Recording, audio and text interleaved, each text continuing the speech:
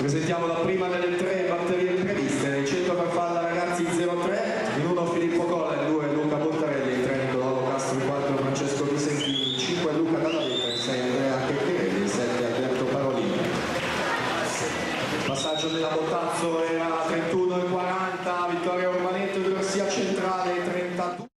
0-0, portacolori del 2001 team, società del Trentino Alto Adige, Nicola Della Torre, seconda posizione, 32-34.